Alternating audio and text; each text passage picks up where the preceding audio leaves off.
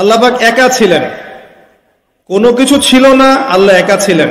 আবার কোনো কিছু যখন থাকবে না, আল্লাহ একা থাকবেন। কুল্লু মান আলাইহা ফান ওয়া ইয়াবকা ওয়াজহু রাব্বিকা যুল জালালি ওয়াল ইকরাম। এই বিষয়ে কোনো দ্বিমত আছে? এরপরে আল্লাহ পাক সৃষ্টি করেছেন আরশে আজিম। কি সৃষ্টি করেছেন? বিশাল আরশ, যার ছায়ায় আল্লাহ পাক কিয়ামতের মাঠে 7 শ্রেণীর মানুষকে ছায়া দিবেন। 7 শ্রেণী: 1, ন্যায়পরায়ণ বাদশা, যেটা এই বিশ্বে খুঁজে পাওয়াটা পূর্ণিমা চাঁদের মতো। 2, সেই যুবক যে তার পুরো যৌবনকাল আল্লাহর পথে ব্যয় করেছে। এটা সুযোগ আপনার সামনে আছে, আপনি লুফে নিতে পারেন, এই সুযোগটা আপনার সামনে আছে। 3, ওই ব্যক্তি যার কলব বা অন্তর মসজিদের সাথে ঝুলন্ত থাকে, টিকটকের সাথে নয়, মসজিদের সাথে ঝুলন্ত থাকে। এখনকার যুব সমাজের অন্তর অনলাইনে ঝুলন্ত থাকে, দেখবেন।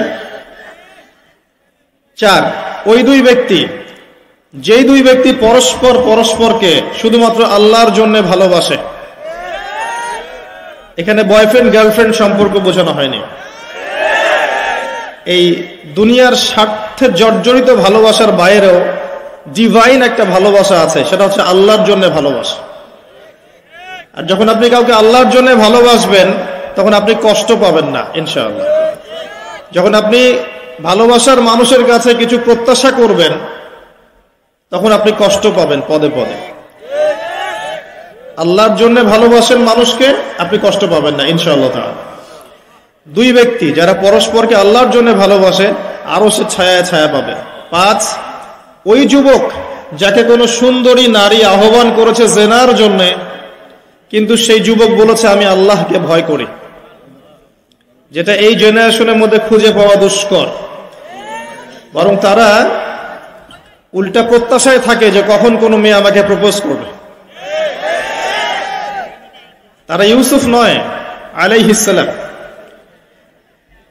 6, ওই ব্যক্তি যার ডান হাত কি দান করছে, বাম হাত খবর রাখে না। ডান হাত কি দান করছে, বাম হাত খবর রাখে না। আমাদের মতো নয় যে অল্প কিছু দান করেই দানবীর টাইটেল লাগিয়ে মানুষের দুয়ারে দুয়ারে যাচ্ছি সাপোর্টের জন্য, এমন নয়। 7, ওই ব্যক্তি যে নীরবে নিভৃতে আল্লাহর কথা স্মরণ করে এবং আল্লাহর কথা স্মরণ করতে করতে তার চোখ দিয়ে অশ্রু প্রবাহিত হয়। এই 7 শ্রেণীর মানুষকে আল্লাহ রাব্বুল আলামিন তার ওই আরশের ছায়ায় কিয়ামতের মাঠে ছায়া দিবেন ইনশাআল্লাহ তাআলা। আমরা কি এই ছায়াটা পেতে চাই? অপশন আমাদের সামনে খোলা আছে। আমরা কিন্তু ওই যুবক হতে পারি, ওই 2 ব্যক্তি হতে পারি, ওই ব্যক্তি হতে পারি যে মসজিদের সাথে সম্পর্ক রাখে, গোপনে দান করতে পারি, রাতে নিভৃত আল্লাহর জন্য কাঁদতেও পারি না? সব সুযোগ আমাদের সামনে আছে। আল্লাহ চাইলে আপনি ন্যায়পরায়ণ বাদশাও হতে পারবেন ইনশাআল্লাহ, যদি আল্লাহ আপনার তাকদিরে লিখে রাখেন, এটাও সম্ভব। চলে আসেন আরশে আজিমের পরে আল্লাহ পাক সৃষ্টি করেছেন কলম, এবং কলম সৃষ্টি করে আল্লাহ পাক পুরো মহাবিশ্বের তাকদির লিখেছেন। পৃথিবীর শেষ দিন পর্যন্ত কি হবে না হবে, খুঁটিনাটি বিষয়, এত খুঁটিনাটি যে আল্লাহ পাকের ওই লিখার বাইরে পৃথিবীতেও কোন আযাব গজব আসে না। যা লিখা আছে ওটাই আসবে।